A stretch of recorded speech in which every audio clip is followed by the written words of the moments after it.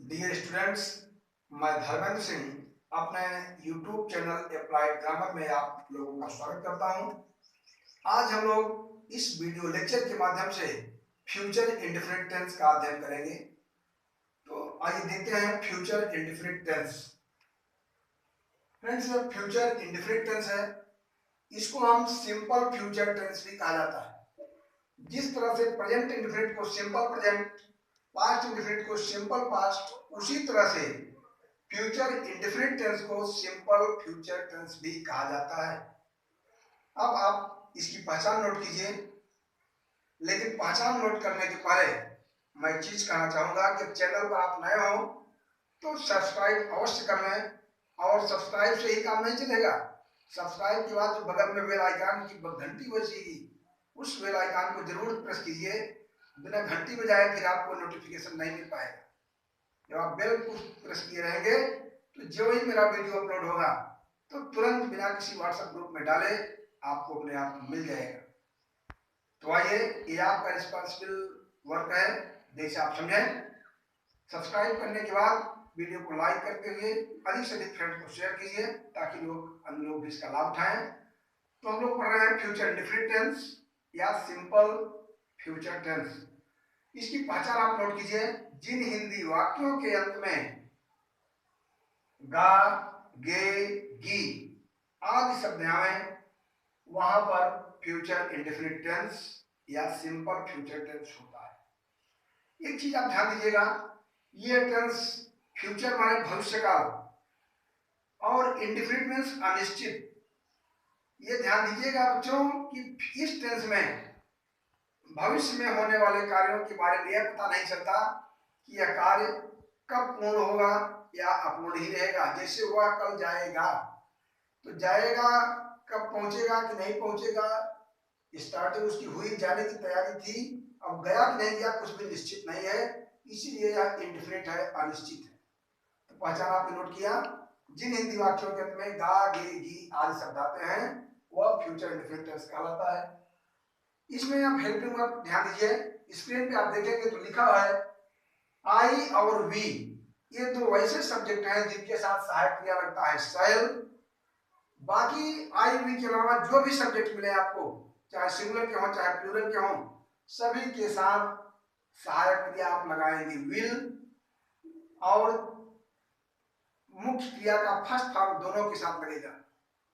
चाहे आई वी हो और चाहे अन्य हो, माने चाहे शैल या विल, जिस भी हेल्पिंग वर्ब का प्रयोग हो, पूरे फ्यूचर इंडेफिनिट में मुख्य क्रिया का फर्स्ट फॉर्म अर्थात V1, वो वी से वर्ब, वन से वन फॉर्म, क्रिया का पहला रूप यूज करेंगे।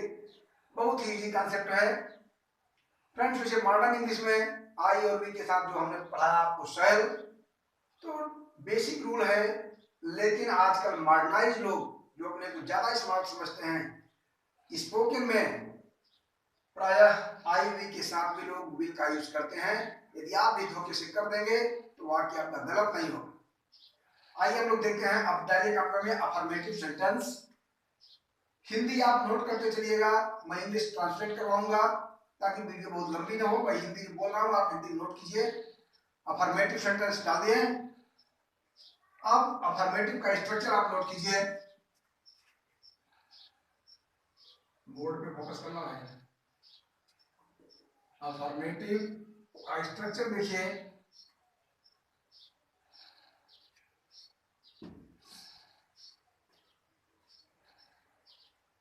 बोर्ड दिख रहा है। पहले हम लिखेंगे सब्जेक्ट, सब्जेक्ट के बाद अकॉर्डिंग टू सब्जेक्ट, जैसा सब्जेक्ट होगा, आई भी होगा तो शैल, बाकी के साथ भी लगाएंगे। फिर इसके बाद हम लगा देंगे V1, इसके बाद लगाएंगे ऑब्जेक्ट, और लास्ट में लगा देंगे अदर वर्ड्स।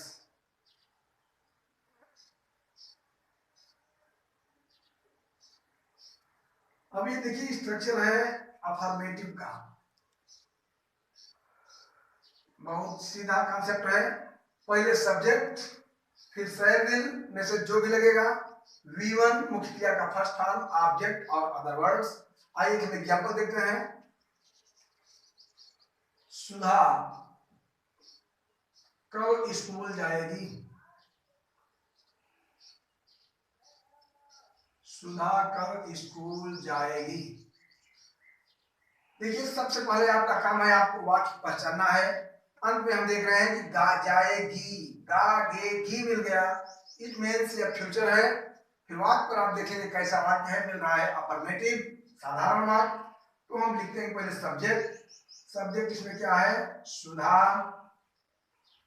अब शैल विल में अगर आई और वी होता तो हम लगाते शैल, यह नहीं है तो क्या लगा देंगे, विल। सुधा विल, वी1 है गो माने जाना, कहाँ जाएगी, school, to school. Sudha will go to school, और फ्यूचर में कल के लिए होता है टुमारो। ये है। नेक्स्ट नोट कीजिए। अब आप हिंदी लिखेंगे, मैं आपको समझाऊंगा। हम लोग कक्षा में, नोट कीजिए, हम लोग कक्षा में आज अनुवाद पढ़ेंगे। हम लोग कक्षा में आज अनुवाद पढ़ेंगे। हम लोग के लिए यहां लिखेंगे, आप क्या लिखेंगे, वी के साथ क्या लगेगा, शैल। पढ़ना, we shall.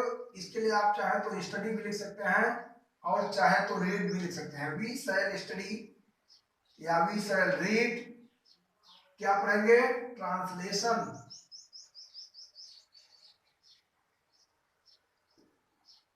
We shall study translation in the class.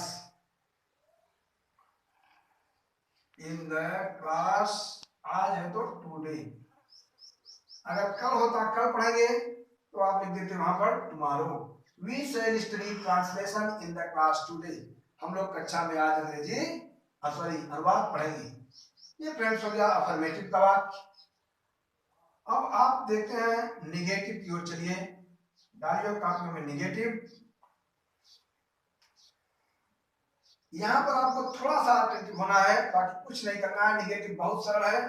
जो स्ट्रक्चर आप देख रहे हैं अफर्मेटिव का, सब्जेक्ट शैल विल और वी1, तो निगेटिव में इसी शैल विल के जस्ट बाद आपको जोड़ देना है NOT, नॉट। इसके बाद वी1 लिखना है बस।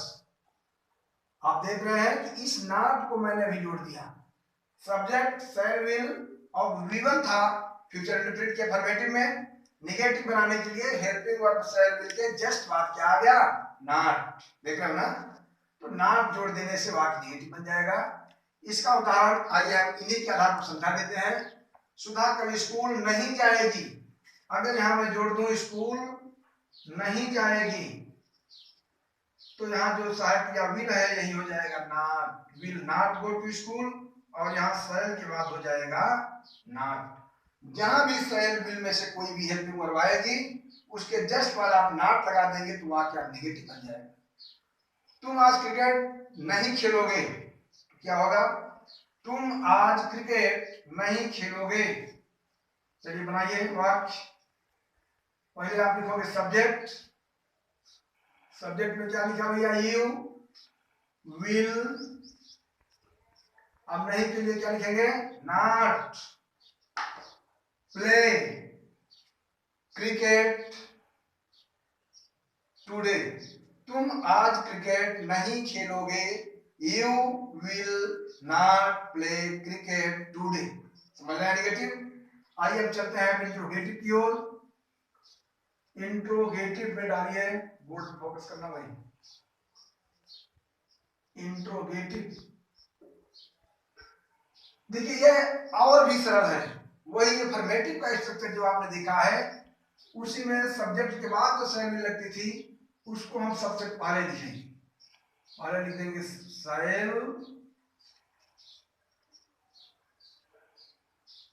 या विल। अब शैल विल में से तो आप समझ ही रहे होंगे क्योंकि बताया गया पहले ही। आई भी रहेगा तो शैल, बाकी के साथ विल का प्रयोग करेंगे।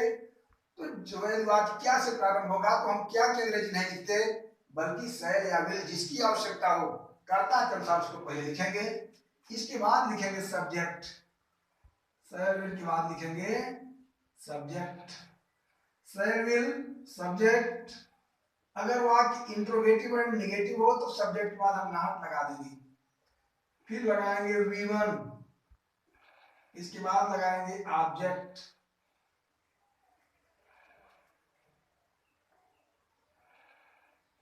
और इसके बाद लिखेंगे अदर्स, जो भी आएगा अदर्स, चलिए अन्य शब्द जो भी होंगे उसके बाद वे सब आ जाएंगे। अब आप देख रहे हैं सिचुएशन बन रही है, ये वाक्य से प्रारंभ होगा तो हम पहले शैल या बिल में से कोई एक लिखेंगे, एक उदाहरण देखते हैं और उसके माध्यम से शायद आपको और अच्छा समझ में आएगा। लिखिए, क्या मेरी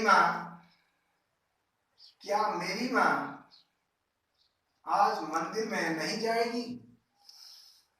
नोट कीजिए, मैं भी लिख देता हूं आपको समझाने के लिए एक उदाहरण। क्या मंदिर में आज मेरी माँ नहीं जाएगी। यहां भी चिन्ह लग जाएगा, क्या मंदिर में आज मेरी माँ नहीं जाएगी। अब यहां पर आपको ध्यान देना है कि जाएगी, गागे भी आ रहा है और वाक्य क्या से शुरू है, इसका मतलब प्रश्नवाचक है, और यहाँ नहीं भी आया है। क्या लगा है तो इंट्रो, देखिए यहाँ पर तीन चीजें हैं, क्या लगा तो इंट्रोगेटिव, नहीं लगा तो निगेटिव, और जाएगी है तो फ्यूचर इंडिफिनिट। अर्थात यह फ्यूचर इंडिफिनिट टेंस का इंट्रोगेटिव एंड निगेटिव सेंटेंस है। तो आपको कोई भी बिल्कुल घबराने की जरूरत नहीं है। क्या से लिखा पहले अगर आता है वाक्य में तो हम क्या की अंग्रेजी कुछ भी नहीं लिखेंगे, शैल या विल। तो यहाँ लिखेंगे क्या मंदिर में आज मेरी माँ। मैं आपको कंफ्यूज कर रहा हूँ यहाँ पर, ध्यान दीजिएगा। क्या के बाद आप अगर मेरी माँ होता तो बच्चे कंफर्म हो जाते कि यार मेरी माँ इसमें सब्जेक्ट है, लेकिन मंदिर में पहले आ गया फ्रेंड्स। तो आप जानते हैं इन द टेम्पल, नदी में in the river, in the forest, in the room. तो ये पोर्शन चाहे जहां भी रहे ये लास्ट में ही जाएगा, ऑब्जेक्ट है अब उसके स्थान पर जाएगा। और सब्जेक्ट चाहे वाक्य में जहां छिपा हो कोने में, सबसे पहले आपको शैल की बात लिखना है। इसलिए इसमें करता क्या है, मंदिर में आज पूजा कौन नहीं करेगा, कौन नहीं जाएगा, मेरी माँ। कौन लगाओ करता पाओ का फार्मूला आप देखेंगे तो मेरी माँ इसमें सब्जेक्ट है। तो यहाँ पर विल लगेगा विशाल भाई, बोलो विल। विल में से विल हमने लिया, फिर सब्जेक्ट लिखेंगे my mother, will my mother. अब नहीं है तो लगा देंगे नॉट, जाएगी गो मंदिर में, इन द टेम्पल। ये सिचुएशन बन रही है, आप देख रहे हैं क्या मंदिर में इस ढंग से। एक आप देखिए उदाहरण दूसरा लिखिए, तुम दोनों साथ साथ कब पढ़ोगे।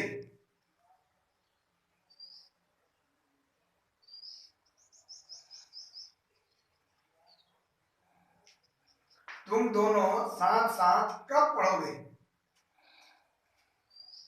हिंदी देख लेना भैया।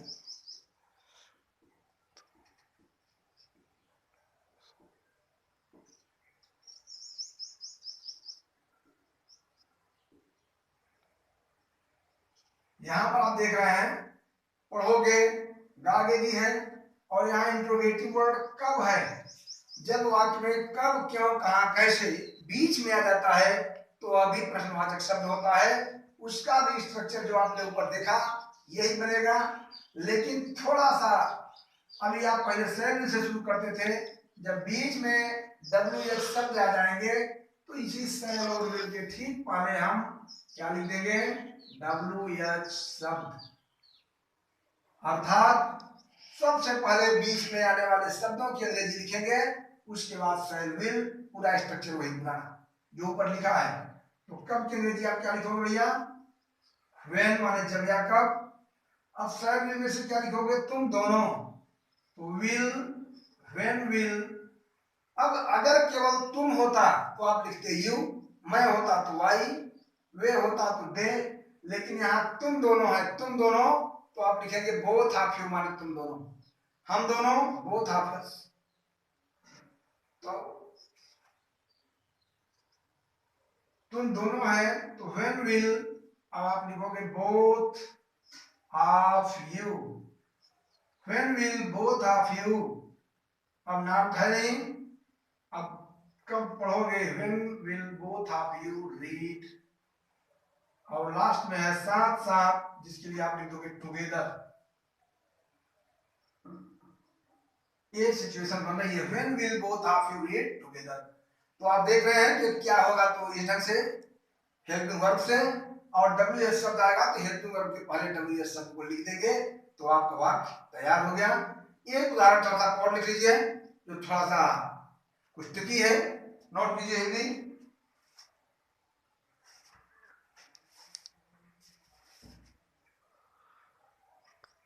तुम कौन सी किताब खरीदोगे, लिखो।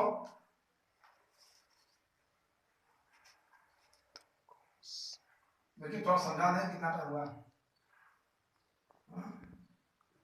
आप देख रहे हो, तुम कौन सी किताब खरीदोगे, ये सिचुएशन बन रही है। अब यहां पर आपको देखना यह है कि जब कौन सी और किताब साथ में है, जब कुछ ऐसे वर्ड्स, इंट्रोगेटिव वर्ड्स वाक्य के बीच में आए जिनके साथ कोई नाउन लगा हो, तो आप सब्जेक्ट उसी इंट्रोगेटिव वर्ड के ठीक साथ उसके सब्जेक्ट को भी लिखेंगे, बाकी पुराना नियम लगा देंगे, तो वाक्य सही हो जाएगा। तुम कौन सी किताब पढ़ोगे, तुम कौन सी किताब खरीदोगे, तुम कौन सी सब्जी पसंद करोगे, तुम कौन से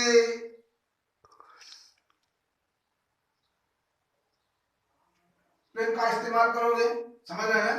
तो इस ढंग से जो बन रहा है, तुम कौन सी किताब पढ़ोगे, इसको आप कैसे करेंगे भाई, कौन सी किताब पढ़ोगे, कौन सी के साथ किताब लगा हुआ है, तो आप सीधे लिखोगे व्हिच। जहां पर चुनाव की बात आती है, किताबें बहुत हैं, कौन सी किताब पढ़ोगे, उपन्यास की, गाने की, पिक्चर की, रोचक कहानियों की, प्रेरक कथाओं की, तो कहा कौन सी किताब, जहां पर चुनने की बात हो तो वहां आप लिखेंगे व्हिच बुक, व्हिच बुक। इसकी जस्ट बाद आप क्या करेंगे, हेल्पिंग वर्ब, समझ रहे हैं।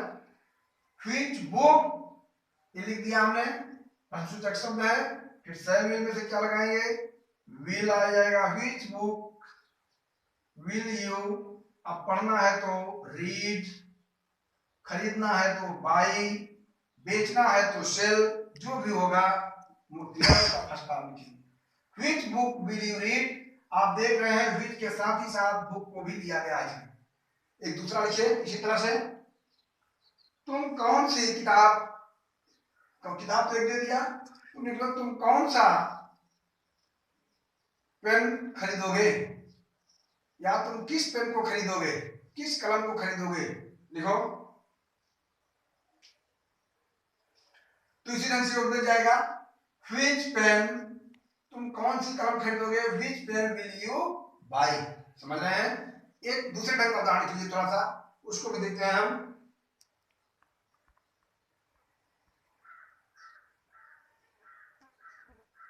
देखिए, तुम कितनी किताबें खरीदोगे, आ रहा है जी। तुम कितनी किताबें खरीदोगे, यहां पर आप देख रहे हैं कि कितनी शब्द आ रहा है बीच में, और फ्रेंड्स हम एक अलग से सेपरेट वीडियो देंगे हाउ मच और हाउ मेनी पर, लेकिन यहाँ पर आपको थोड़ा सा मैं कॉन्सेप्ट क्लियर करने का प्रयास करूंगा कि जब हाउ माने होता है कितना, उसके साथ संख्या दी हुई हो जो न्यूमरेबल हो, जिसको आप गिन सके 1 2 3 4 5, तो उस गिनने वाली संख्या के साथ अगर आता है तो हाउ के साथ मेनी का प्रयोग होता है। सो रहे क्या भाई, क्लास में बैठ के सोते हो, don't laugh, you have to be attentive और एक्टिवेट। तुम कितनी किताबें खरीदोगे, कितने के लिए हाउ होता है, हाउ के साथ हम क्या करेंगे, अगर गिनने वाली चीजें हैं तो हाउ मेनी। तुम कितने भाई हो, हाउ मेनी ब्रदर्स। तुम कितनी किताबें खरीदोगे तो हाउ मेनी बुक्स। तुम कितनी कलमों से लिखोगे, तो जहां पर कितने के बाद संख्या गिनने लायक हो तो वहां पर स्टूडेंट्स आपको यूज करना है हाउ मेनी।